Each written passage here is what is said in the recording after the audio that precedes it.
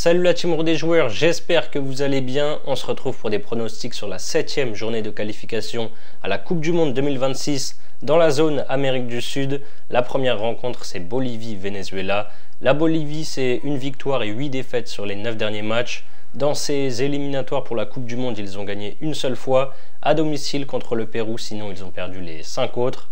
Ils ont marqué 4 buts et en ont encaissé 14. Le Venezuela est plutôt bien placé avec 2 victoires, 3 nuls et une défaite en 6 matchs. Ils ont notamment fait match nul, un but partout contre le Brésil à l'extérieur. C'est toujours très compliqué de se déplacer en Bolivie et de jouer à plus de 4000 mètres d'altitude. Ça va être tendu, mais je tente Venezuela ou nul, c'est à 1,92. Argentine, Chili, les Argentins sont inarrêtables en ce moment avec un sacre lors de la Copa América 2021, un sacre lors de la Coupe du Monde 2022 et ils ont encore gagné la Copa América 2024 l'été dernier en prolongation contre la Colombie. Ils sont sur une série de 11 victoires de rang. Ils sont évidemment leaders de ces qualifs avec 5 victoires et une défaite. Le Chili est sur le déclin avec une seule victoire pour 2 nuls et 3 défaites lors de ces éliminatoires. À la Copa, ils n'ont pas réussi à sortir de leur groupe avec le Pérou, l'Argentine et le Canada. Sans Messi blessé, l'Argentine devrait quand même s'imposer. Victoire de l'Albiceleste et moins de 4,5 buts, c'est à 1,47. N'hésitez pas à vous abonner à notre chaîne YouTube si ce n'est pas encore fait. Pensez à activer les notifications pour être alerté à chaque fois que l'on sort de nouvelles vidéos.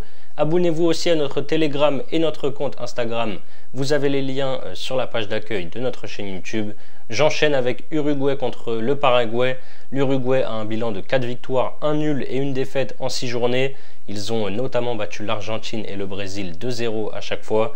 Ils ont terminé 3e de la dernière Copa América. Le Paraguay, c'est une victoire, 2 nuls et 3 défaites. Ils ont terminé dernier de leur groupe en Copa América avec 3 défaites en 3 rencontres.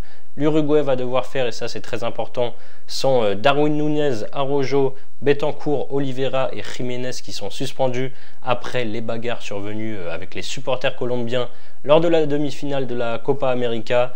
Même sans eux, je vois l'Uruguay s'imposer à domicile. Ce sera en plus le dernier match de Luis Suarez en sélection. Il a annoncé qu'il prendrait sa retraite internationale après cette rencontre. Victoire de l'Uruguay, victoire de la Céleste, c'est à 1,52. Brésil-Équateur, le Brésil n'impressionne plus grand monde depuis pas mal d'années maintenant. La Seleção a un petit bilan de 2 victoires, 1 nul et déjà 3 défaites dans ses éliminatoires. 3 défaites de suite contre l'Uruguay, la Colombie et l'Argentine. On voit qu'ils n'arrivent plus à gagner contre les grosses nations. Lors de la Copa América, après une victoire contre le Paraguay et 2 nuls contre le Costa Rica et la Colombie en phase de groupe, le Brésil a été éliminé en quart de finale contre l'Uruguay au tir au but.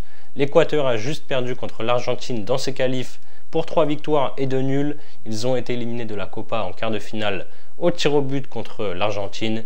Le Brésil ne fait plus peur, ils encaissent pas mal de buts. Je vais tenter les deux équipes marquent à 2,10. Le dernier match, c'est le Pérou qui reçoit la Colombie. Le Pérou est sur le déclin également comme le Chili, avec des joueurs vieillissants. Ils sont derniers du groupe avec 2 nuls et 4 défaites en 6 matchs.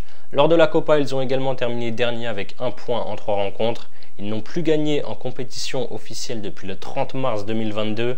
La Colombie, elle, était sur une série de 28 matchs sans défaite, toute compétition confondue jusqu'à cette finale de Copa América perdue 1-0 en prolongation contre l'Argentine.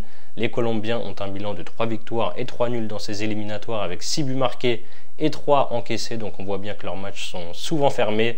Ça va être compliqué à l'extérieur, la victoire à 1,72, je trouve ça un peu bas. Je prends Colombie ou match nul et moins de 3,5 buts, c'est à 1,43. Voilà mes avis sur cette 7e journée de qualification à la Coupe du Monde. Pour parier sur ces matchs, vous pouvez utiliser le bonus de chez Winamax. Vous déposez 100 €, vous recevez directement 100 € de free bet qui sont des crédits de jeu non retirables, ce qui vous fait donc 200 € au total pour parier. Pour en profiter, n'hésitez pas à passer par notre lien que je vous mets en description. Ensuite, pour votre premier pari, vous pouvez par exemple miser 100 € sur mon combiné coté à 2,23.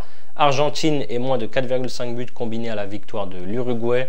Si ça passe, vous remportez 223 € plus les 100 € de free bet. Et si ça ne passe pas, vous aurez toujours les 100 € de free bet pour parier. C'est la fin de cette vidéo, n'hésitez pas à liker et à donner vos pronos dans les commentaires. Je vous rappelle que les paris sportifs sont strictement interdits aux mineurs. Jouer doit rester un plaisir, donc misez toujours en fonction de vos moyens. Je vous dis à très vite pour de nouvelles vidéos. Ciao, ciao.